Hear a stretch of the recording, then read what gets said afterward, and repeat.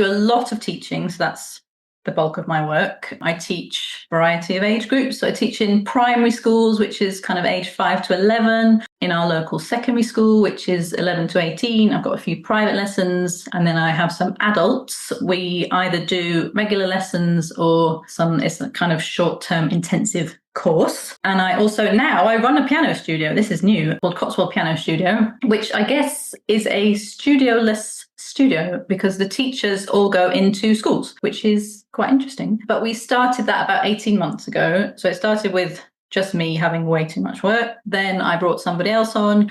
And then from September, we're going to have 4 to 5 teachers. We will have over 100 pupils and 6 schools. So it's all taking off, which is exciting. Hey there, I'm Rachel Ehring, and you're listening to the Top Music Piano Podcast. Get inspired as we discuss creative resources, trends in piano pedagogy, ways to grow your income and streamline your studio, and new ways to engage your students each week. If you are a teacher who wants to go beyond the method books to create an innovative studio that fosters lifelong music makers, you've come to the right place. Hello, piano teachers. How are you today? I am once again in a very busy season with the start of the new school year here in California. I'm in the middle of hiring new teachers, trying to figure out the schedule for a multi-teacher music school, get everything prepped for the start of the school year. And I've also taken on more accompanying duties at my job. But the highlight of my busy weeks are when I get to meet lovely piano teachers and musicians from all around the world for this podcast. And today is definitely one of those. Lydia is a beautiful soul with a beautiful accent, by the way, who's wearing many different hats as the Cotswold pianist. So we're going to scratch the surface of some of those roles that she plays today as she shares some of the highlights of her career and some transitions that she has made recently. Here's a little bit about Lydia. Lydia Tomita is a pianist, teacher, and piano studio owner based in the beautiful Cotswolds, UK. Lydia graduated from Royal Holloway, University of London with a B.Mus, where she specialized in piano performance. In the 20 plus years since then, she has had a portfolio career consisting of a mixture of teaching, performing, and accompanying. Since moving to the Cotswolds 11 years ago, Lydia has become more and more in demand as a teacher. As a result, she now runs a team of 5 teachers teaching over 100 students across the Cotswolds, with more to come. She also loves teaching adults and is passionate about the idea that it is never too late to do the things you love, whether you are the pupil or the teacher. She enjoys playing for weddings and events at stunning locations nearby and regularly accompanies choirs. When she isn't teaching, Lydia loves walking in the surrounding countryside with her 2 not so little anymore children. Here's my chat with Lydia. Hi, Lydia. Welcome to the show. I am so excited to get to know you today. Can you introduce yourself and just tell us a little bit about you?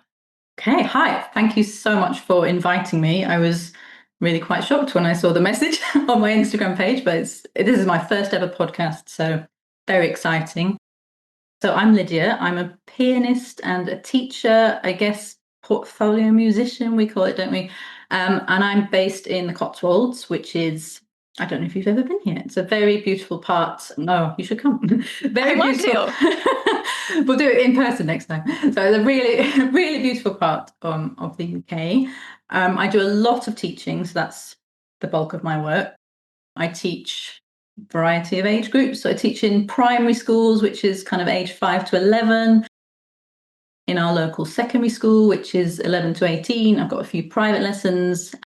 And then I have some adults. We either do regular lessons or it's a kind of short-term intensive course. And I run a piano studio. This is new, called Cotswold Piano Studio, which I guess is a studioless studio because the teachers all go into schools, which is quite interesting. But we started that about 18 months ago. So it started with just me having way too much work. Then I brought somebody else on. And then from September, we're going to have 4 to 5 teachers. We will have over 100 pupils and 6 schools. So it's all taking off, which is exciting. And then I also do some performing. So there's weddings and events. We have some really beautiful locations around here. So there's some really nice places to perform. Sometimes do some solo stuff, but I've had like injuries. Basically, I'm getting old. So so all sorts of aches and pains and creaks and things, which just make that a lot harder, which is probably not a bad thing because there's already quite a lot of stuff. And I accompany some choirs. So I have one regular choir and others that I do. I work with one conductor a lot, and she has some choirs that she accompanies the rehearsals, and then when they perform, I come in and play for the concert. Yeah. And I'm also, a single parent. I've got 2 children, and I think that's probably enough. And what else do you do? Yeah, that's probably enough. So we have a lot in common, actually, because I do some teaching and a lot of accompanying and performing and all of that. So we're going to get into a lot of that. We're also going to talk about your multi-teacher situation here. I don't know. It's funny. Yeah, it's not really a multi-teacher studio because you don't have a studio, but your multi-teacher we're a team. Yeah. So we're going to talk about that. I have to tell you, so I follow you on Instagram, and you're the Cotswold pianist, right? On Instagram, is that right? That is me. And it just looks so magical over there. Like we all want to come and visit you because it just looks so lovely, and you perform at these beautiful locations. So yeah, you make it look very idealistic, I guess. I mean, that's partly Instagram, but it is really beautiful. We moved here 11 years ago, and I still just drive around going, so beautiful. Haven't got used to it yet. You're all welcome to come. Okay. Come and visit. Be careful, we're all going to. So tell us a little bit about how you got into piano in the first place. What did your early lessons look like? Did you start out as a teacher or a performer? My early lessons learning myself as a child. So I grew up in the north of England, not in the Cotswolds, in probably what I would describe as a musically privileged household, in that my parents both played the piano. My dad still is, a church organist. So there was a piano in the house and loads of music around. And I think I vaguely remember my dad saying to me when I was about 5, would you like to learn the piano? And I said, oh, yes. And that was that. So I had various teachers throughout my childhood, but really I just loved playing. So I played so much for fun anyway. We had all this music on the shelves and I would just pull it off and try stuff. And I can kind of remember the transition of maybe one day I'd pull out a book and find a song that we did in church, and I might be able to just about work out the right hand. And then 2 or 3 years later, I'd come pull the same book off and be like, oh, I could play the whole thing then. So very fortunate in that sense, I'm aware. But I had a teacher for the bulk of my lessons, kind of between age 7 to 16, who was a church organist. And if I'm honest, I found the lessons a bit boring. I don't think he'll hear this, but yeah, sorry if he does. I don't even know. He was quite elderly then. But now, looking back, I think actually he taught me very well and very thoroughly. I always knew my scales really, really well, and it was all very structured. And we did loads of sight reading. So every lesson we would play duets, and he would not wait for me. He'd just play his part, and I'd have to keep up and work out where I was. And now I really value that, because I think sight reading is one of my stronger points. And I think between that and all the music I was playing at home, those things really help.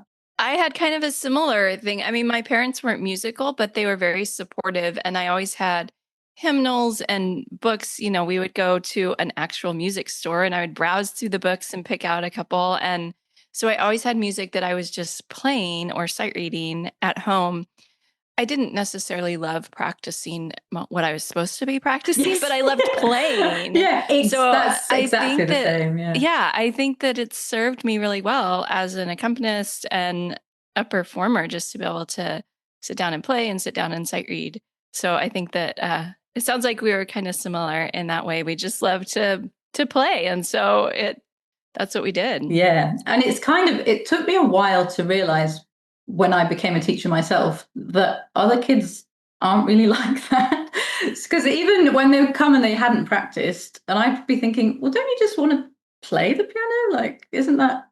I don't really understand. I've adjusted to it now.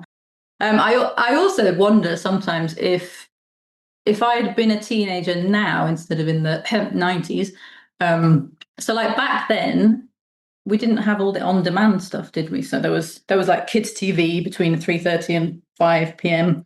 and that was it. So the rest of the time I played the piano or I read my books. But now I think if I was a teenager now, I do not know if it would have been the same. I know.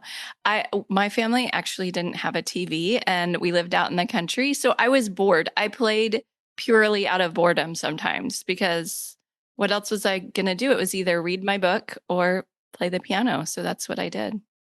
Yeah. So I don't know what we're going to do with all these teenagers today, but It's anyway. definitely hard. But I think if it was me, I would find it hard as well. So, I mean, yeah. Yeah, for sure. If I had an iPhone or whatever, yeah, it would have been a whole different story. But I'm grateful for my upbringing. All right. So what did your early career look like? Did you go to college? Did you start out as a teacher or a pianist? So after school, when I was 18, I didn't really know what I wanted to do, but I liked playing the piano. So I thought I'll do something where I can keep playing the piano. So I went to university and did a music degree at Royal Holloway, which is part of the University of London. And I had a really great teacher there. So I really loved that time. I think I kind of winged the rest of it, but I spent a lot of time in the practice room. And then after that, I think I talk about this a lot with my sister, how there was this kind of career path tick boxes that you were all expected to do. So you do your school qualifications and then you go to university, tick, and then great, life is sorted, you know what to do. But actually, I don't remember back then anybody in my course, I mean, maybe they did, maybe I missed that class, just sitting you down and going, here's your career options and here are some things that you personally could do with your degree. I don't remember any of that. I don't think, yeah, anyway. So when I left, I was like, oh, I don't know what to do. So I got a job in the university reception, like welcoming the students and things like that. And then one day, a musician friend of mine, Neil, who's a conductor, phoned the university looking for a room and got me and said, what are you doing in here? You should teach the piano. Call this number, tell them I sent you, and do some piano teaching. So that's kind of where it started. I worked it was the local county council music service, which was being a peripatetic teacher and going into lots and lots of different schools. And I did that for a while. And I was doing some accompanying because there were some local musical theatre groups and things like that. These things always seem to fit together, don't they? A little bits and bobs. Yeah, I'm just trying to think what else I did the odd bit of playing. I got to play Rhapsody in Blue. That was exciting. And the piano concerto. But I got married quite soon after university, which probably did inform some of my decisions. And then everything it was a difficult time. We're divorced now.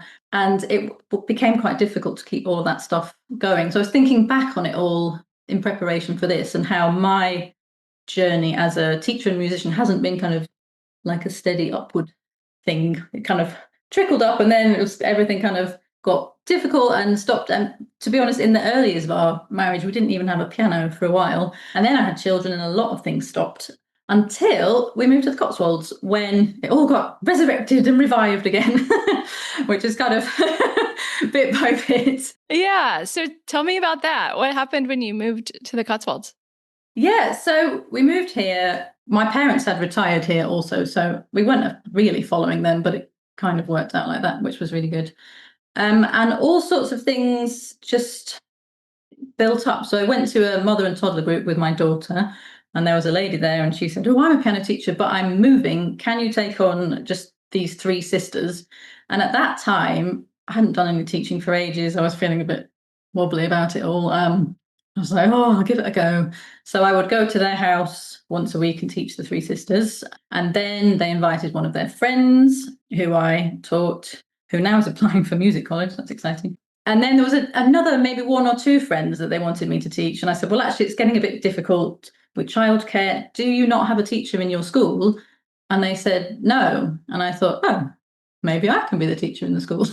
So I wrote to the school and said, would you like me to come in and teach the piano? And they said, yes, please. So it built from that to, I think I was doing 3 days a week there or something, because there was this huge demand. And then COVID happened, so it all kind of trickled away a bit. But then after COVID, I found myself teaching in that school, teaching in another school, had the exact same scenario. Somebody messaged me and said, would you teach my child? And I said, well, I can't really because it's difficult with my own kids, but don't you have a teacher in your school? And they said no. So then, went to there. But then I was also teaching after schools and all sorts of other sessions, and it was a bit too much. So eventually I was a bit burnt out and overwhelmed, but with loving the teaching and enjoying all of that. And I connected with another pianist on Instagram who I realized lived very close and was doing the same stuff. And we met up a couple of times and she was looking for work. So I said, oh, I've got this whole waiting list. How would you feel about taking on the waiting list? But as it's at this school that I already teach at, we could kind of just umbrella it under my teaching. So I'll still contact the parents and deal with the invoices and the timetable and stuff, but there'll be two of us. So she came on. And then again, I don't know what you find, but I always find it's a bit of a juggle. Sometimes you have just the right amount of stuff and then it's like, oh, there's a bit too much. So I need to readjust and I don't want to be working after school. Or so I realized that I was again doing too many things.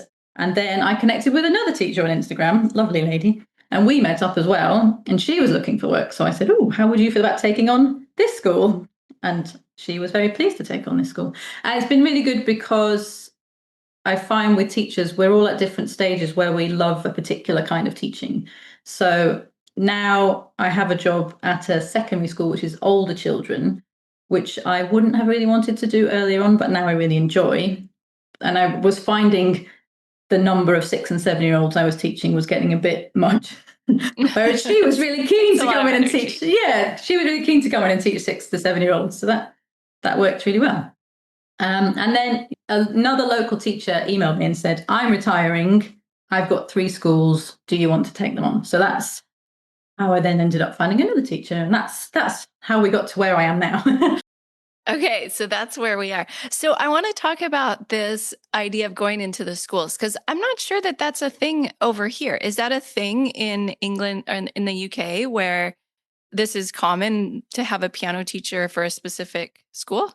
It's quite common to have instrumental lessons. They're often done through like the local council. They'll have a music service, so they'll come in and do, trumpet, violin.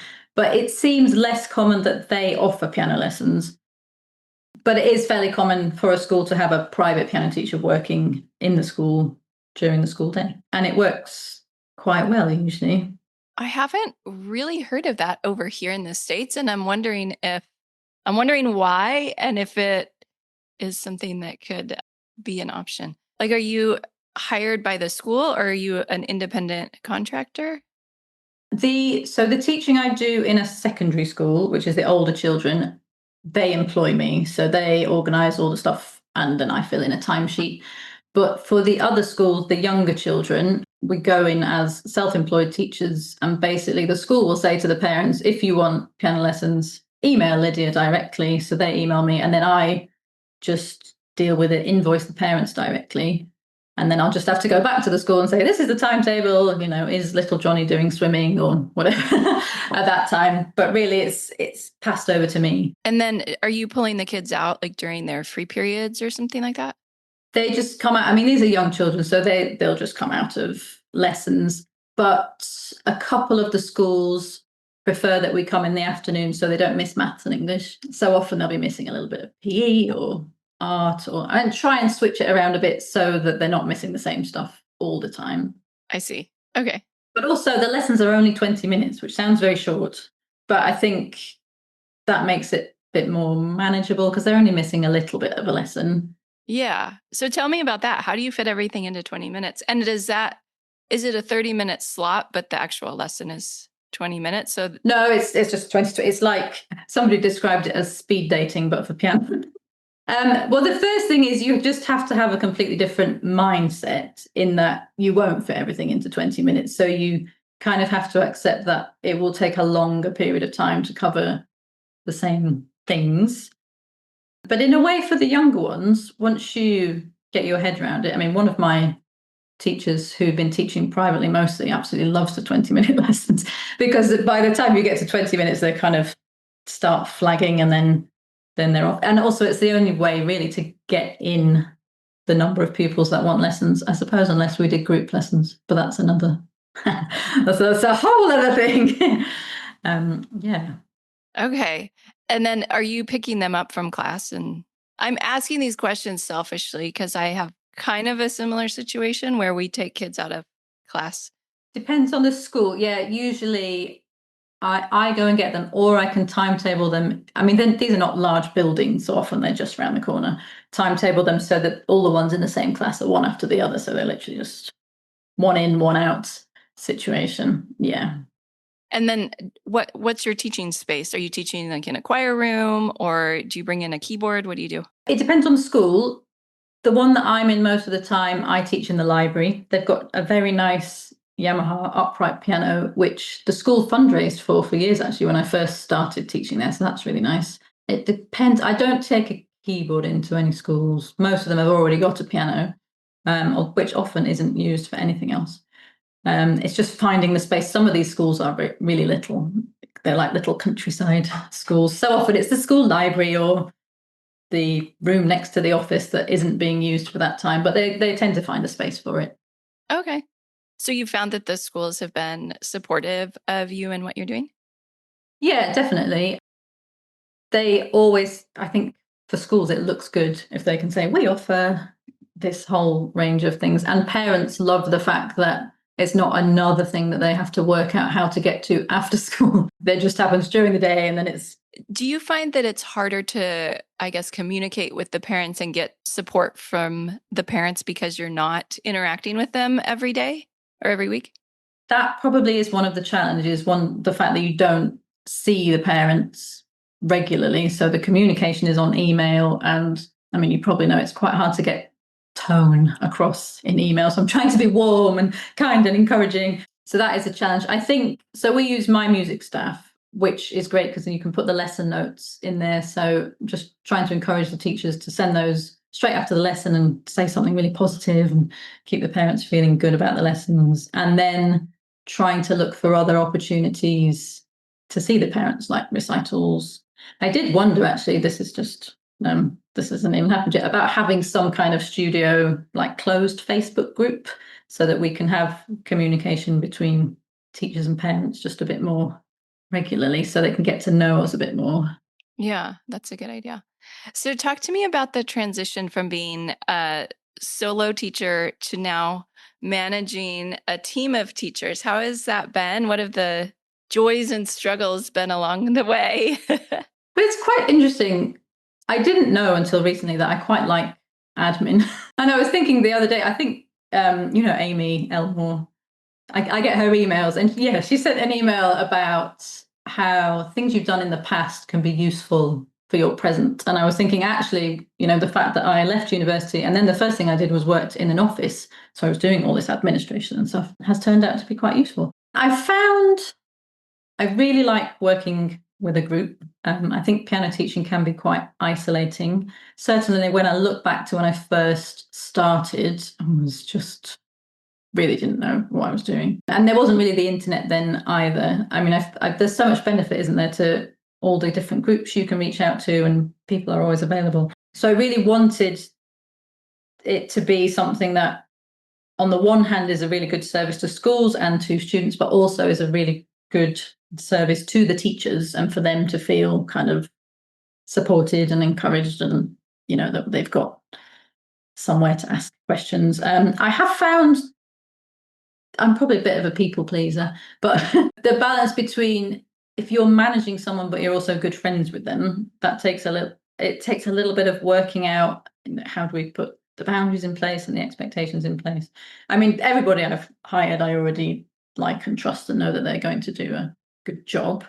It's things like trying to get everybody in the same place at one time, the kind of extra communication, or the little bits of fighting fires that I haven't had to do previously. There was a day last term when one of the teachers messaged me that she'd got to the school, and they have like a clavinova piano, like an electric one, and it was just going just like static. So then they tried to move into the school hall, but where the other piano was, but there was gym or maypole practice or something. So then I was like, oh, it's down to me to work out what to do about this. So little things like that. our extra challenges. But overall, I really enjoy the team community aspect, I think. Yeah, it sounds like you've built something really special, and it sounds like it's just getting started. I'm hoping to. Yeah, I'm hoping it will be a Yeah. positive thing for teachers as well. What is your vision? Like, do you want to keep growing it, or do you feel like, okay, this is the right number, I'm good? What are you thinking? For now, I just want to make sure that, so I've kind of put all these systems in place and the payments and my music staff and everything. So I think for the next couple of months, I just want to make sure everything works as it should and that it's manageable for everybody. But this is only a small number of the schools available. So I do like the idea of going wider and really providing work opportunities for excellent piano teachers. And schools often want teachers, but they don't know really where to start looking.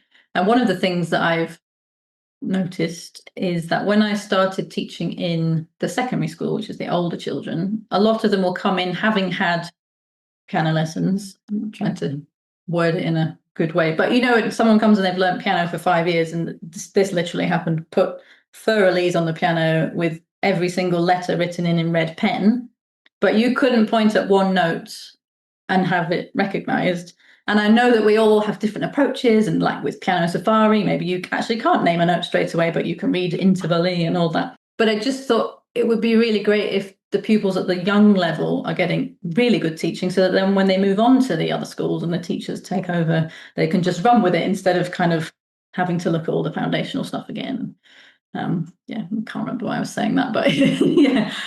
Oh, that's really good. So I want to transition a little and talk about some of your gig playing. I know there's piano teachers who would love to play more gigs, or maybe they're playing some. I'm curious how you find your gigs, and is it mostly word of mouth, or do you seek them out? How do you find that works? I'll tell you about the first wedding that I got, just because of the way it came about. So with my Instagram pages, I started it 7 years ago, and I was still married then, and it was all a bit tricky, and I wasn't feeling very confident about my piano playing. So I thought, I'm just going to get an Instagram page and a YouTube page and make myself play the music that I like. But I don't want anybody to know who I am. So I'm not putting my face, I'm not putting my name. I'll just show my hands and, I live in the Cotswolds, I'm a pianist. Let's just put Cotswold pianist. And somehow that has worked really well, because everyone goes to Google and goes, pianist, Cotswolds, and there I am. But I think, yeah, so I was putting stuff on there, and the first wedding was a friend of my parents said, oh, my son is getting married. Could you play at the wedding? And I thought, oh, I don't know if I can do that. That sounds really scary. But then I did it and thought, okay, this is all right. I can do it. So then I put together a website via my music stuff. And I'd say most of my inquiries come through the website, because people type Cotswolds pianist and there I am, or they look at it on Instagram. I think Instagram is great for this kind of thing, but you do have to keep putting yourself out there and sharing your playing, letting people know what you're doing. But yeah, so Instagram and a website. Also, I think there's kind of a mental preparation side as well to getting more gigs, because I don't know how you find it, but whenever I do something new, it's really scary. And it's kind of that accepting, this has been my journey over the last few years, recognizing that feeling uncomfortable about something doesn't mean that it's a bad thing to do. So, or that you shouldn't be doing it. So I feel like I've lived the last few years in a perpetual state of terror. But all those things, all those things have led to really good things. And on Monday, I played at a wedding, and I was driving there, and I thought, oh, I actually don't feel scared this time. Like, I feel like I've done it enough. I know the venue. I know what I'm doing with my equipment. I can play the music now because I've done it enough times. And then it's like, okay, that's it. But it does take a while of, yeah, because you can put yourself out there advertising for stuff, and then there's a part of you that thinks, oh, I'm not really sure if I want to do it. I know. The day of the gig comes and you're like, why did I say yes to this? What was I thinking? Yeah, that's so true. And it's also a good lesson to share with our students, and to remember that our students are feeling that too. They're feeling the terror of competition or recital or whatever. But you're right. The more you do it, the easier it gets. It's so, so true. I mean, it sounds like a cliche, but it is, yeah, it's definitely true. And there's always got to be that first time, hasn't it? And it's the same even with posting something on Instagram, like, oh, I'd like to get wedding gigs or something, so I need to put myself out there, and it feels really daunting, but nobody's judging. No, you just got to do it. And I always tell pianists, you just have to say yes to, if somebody asks you to play for their, studio recital or play for a wedding or whatever, say yes and figure it out, right? Because if you just live in that state of fear, you're not going to get anywhere. Yeah, absolutely. Yeah, that's really good advice. So, what performances are you loving doing now? You do a lot of weddings, you said choirs. Yeah, the stuff that I really love is choir stuff. I think so. I really enjoy doing the weddings. It's a lot. I mean, it's very hard work. Partly just the preparation, but also physically, there's all the equipment and everything. Because you take your own equipment. Yeah, so I enjoy those, but I wouldn't want to do more of them than I do, which is like one or two every couple of months, something like that. But choirs, I always say, like when I retire and I'm not getting paid, I'd still like to play for a choir because it's so much fun. And I think there's something about the piano. I mean, it's great that you can just play by yourself and you don't need anybody else, but it's so lovely to have an opportunity to be with a big group and singing so much. I'm actually planning next year in the Easter holidays. My friend Lizzie, who's a conductor, is going to join me and do like a pop-up choir for piano students over like 3 days, because I think all piano pupils should sing in a choir at some point in their lives, just to do that ensemble stuff, and just because it's really fun. So yeah, that's probably my favorite of everything that I do.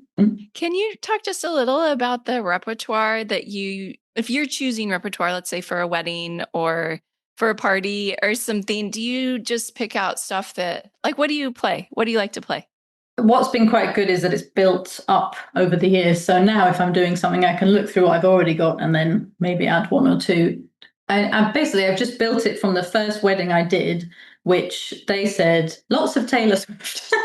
So I got all these nice Taylor Swift arrangements and started with that. And then I've always loved just like the light jazz, the classics, like the Nat King Cole style. So I have a lot of that kind of stuff anyway. Nikki Isles, have you come across her arrangements? Just very nice kind of light jazz piano arrangements. So I like to play a lot of those. And then I come across, basically it's more, for me, it's about the arranger rather than the song itself, because I think when you play for a wedding especially, they're not looking for the flashiest virtuosic performance. It just needs to sound really beautiful. There's a guy called Paul Hankinson who does really beautiful wedding arrangements, and he often ties in a little bit of canon in D at the beginning, so it sometimes works really well for the bride walking down the aisle. And yeah, so his thing is they're always really beautiful and elegant. And then kind of light classical stuff, Einaudi, people love those kind of things. Yeah. But it builds up, and each time there'll be a certain lot of requested songs, because for the ceremony itself they've all got their special choices, and then they go straight in the repertoire list, and then next time I've got bigger repertoire, so it just builds up bit by bit. Yeah, like you don't have to play, all the crazy hard classical stuff right off the bat. Absolutely. Yeah. That's what I do too. I just pick from stuff that I already have that I've played before, and eventually your repertoire list grows. I'm just curious, do you play from an iPad or do you have a notebook of music? I now play from an iPad. Yeah, I use Fourscore. That's what I do. Do you use the tool where you turn the page with your face? I haven't tried it yet. Does it work? It's really good most of the time. So I just kind of wink. You look like you're having a stroke or something. But I do find if I accidentally smile or something too much, then like a couple of pages will flip forward. So sometimes, like if the bride's walking down the aisle, I just have that switched off because it's too stressful. But just for background music, I find that quite useful. Yeah, paper music now feels very old school. I know. I still use paper for some stuff, but for the gigs, I love the iPad because it's all right there. Otherwise, you're just stacks and stacks of music. I know. I remember 20 years ago, I would take like my huge stack of books for a party or whatever. And it was kind of ridiculous compared to now. I just take my iPad and it's all right there. As long as it doesn't run out of battery, these are the things that... Oh, I know. It's so true. I thought there's another wedding pianist who's a really lovely guy. Actually, I messaged on Instagram with some questions, and he was like, "Let's hop on a Zoom call." But he posted once about how his iPad had gone in the ceremony, but it was fine because he had his backup iPad, and I thought, "Oh my goodness, do I need a backup iPad? Come on, I don't think it." Well, sometimes I just use the old paper and notebook, Yep, but absolutely. yeah. So tell me, back to teaching. Do you have any favorite teaching tools that you use in your studio? Teaching tools. Well, I mean, it's not so much with the pupils, but my music staff is like my lifesaver, especially now with multiple teachers, because you can get everything on the calendar, all the parents' information, all of that. So that's a great tool. And in terms of with the kids, Note Rush, which is just a note reading app. It shows you the note, you play it on the piano, it tells you if it's right. All my pupils love that because you can change the way the notes look. So sometimes they're footballs or sometimes they're, I don't know, ladybirds. I use that a lot, especially as a lot of my pupils use the Piano Adventures books, which actually I think you mentioned on a podcast, how with those books, sometimes the note reading doesn't come along quite so fast, even though you learn other things really well. So try and keep those little drills coming in the lessons as well. All right. Lydia, this has been so fun. I've loved getting to know you. And I hope that it wasn't just us like sharing all our commonalities. Hopefully listeners will I think that would be a great episode. Tell listeners where they can find you and follow your journey. Okay, well, the best place is probably Instagram. So you can follow me. My page is Cotswold Pianist, and then the piano studio page, which please follow because it looks a bit sad next to my regular page, is Cotswold Piano Studio, and that's where we're just sharing about the teaching and all of that. And then my website is cotswoldpianist.com. So those are probably the best places. Okay. Well, thank you so much, Lydia. This has been really fun. Thank you for having me. Yeah, this was wonderful. Thank you. I hope that you enjoyed my chat with Lydia today. I love that she keeps growing and evolving through the different seasons of her career, and I'm excited to continue to follow her journey. If you haven't checked out the Topcast recently with Tim Topham, there have been some great episodes, and I'm really interested to listen to the one that just came out this week with Annabeth Rucker. I met Annabeth at NCKP recently, and she was so genuine and sweet. And she's done a ton of research on all the different piano methods available to teachers. So I think that is what she and Tim dove into on that podcast. So I'm going to be listening to that one very soon. That's the end of the show for this week. But next week on the podcast, I'm speaking with Linda Gould about narrow key pianos. And let me tell you, it is a great episode. I can't wait for you to hear it. So be sure to subscribe to the podcast so that you never miss an episode. I'm Rachel Herring, and you've been listening to the Top Music Piano Podcast. I will speak to you again next week. How do you keep up to date with all the latest trends and research into music education? How do you connect with other teachers around the world and make sure your teaching stays fresh and relevant for students of all ages and stages, both now and into the future? I created our Top Music Pro membership to be the one-stop shop for music teaching resources, training, support and community, and I'd love for you to come and join us inside.